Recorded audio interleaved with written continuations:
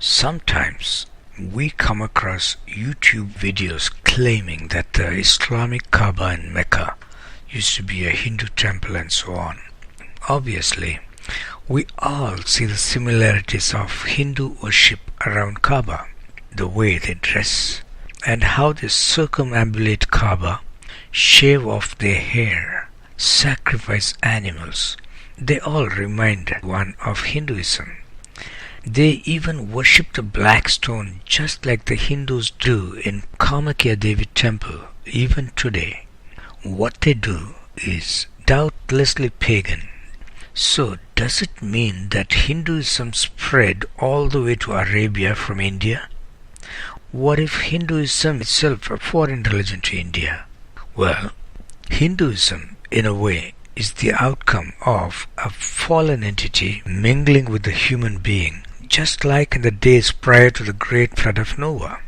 Here, the human being involved is King Nimrod, a great-grandson of Noah. But first, let's see the flow of events from Noah's flood till King Nimrod. According to the Bible, the ark in which Noah escaped the flood settled upon Mount Ararat near the border of Turkey with Russia. As they descended from the mountain, Noah and his family settled in the region of Anatolia. Meanwhile, Noah's son Ham and his family rebelled against Yahweh, the God of Noah, and started worshipping fallen entities. There were disputes over the usage of land as well. So, at the time of Peleg, that is about 100 years from the flood, they cast lots and divided the known parts of the earth among Noah's 3 sons, namely Ham, Shem, and Japheth. In the process, Ham inherited Africa as his portion. Now, Ham also had 4 sons, namely Canaan, Mizraim, Put, and Cush. Canaan didn't like this lot. So, on their way to Africa, he claimed and settled in the stretch of land from Hamath in Syria all the way to the borders of Egypt as his own. The others reached Africa. Mizraim, after falling out with Cush, stayed back at Nile River Delta, where he established Egypt. His brother Put settled nearer to him and established Libya.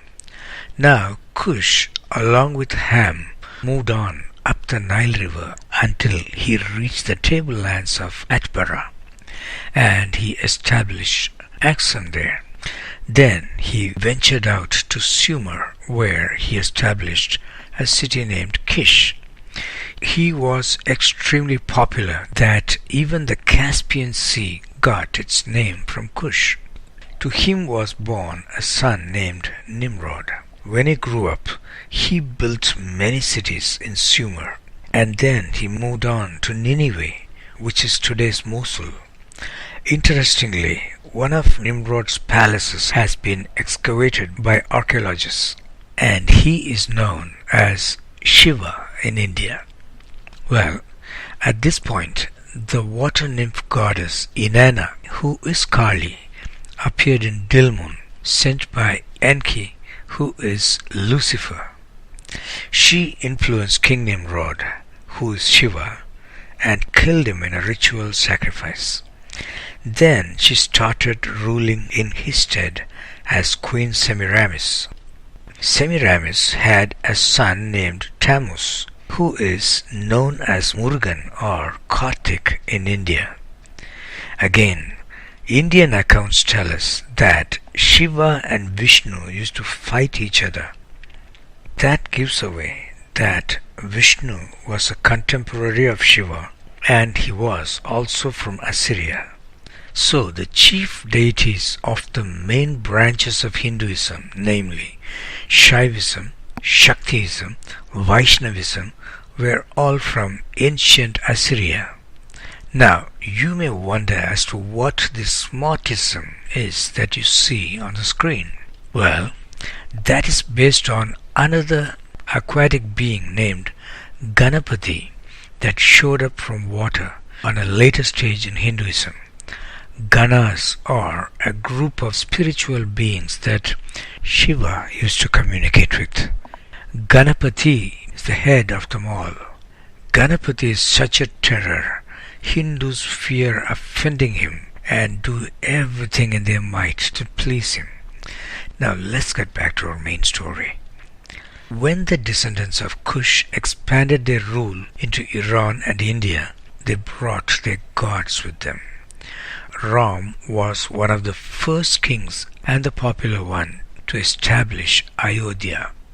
He even had a son named Kush in memory of his ancestor Kush. Another popular one of a later date was Lord Krishna of Dwaraka. Both Rama and Krishna revered Shiva and Vishnu respectively. However, the birthplaces of neither Shiva nor Vishnu are found in India because they were from ancient Assyria. Just as this Kushite religion spread to India, it also spread to Arabia. That is why people do what they do around Kaaba in Mecca. By the way, all these things happened around 2200 BC. The Vedas, which sound very ancient, were not compiled till around 1500 BC. I hope what I am sharing here with you gives some perspective to the ancient events that shaped our individual cultures and beliefs. Thanks for watching.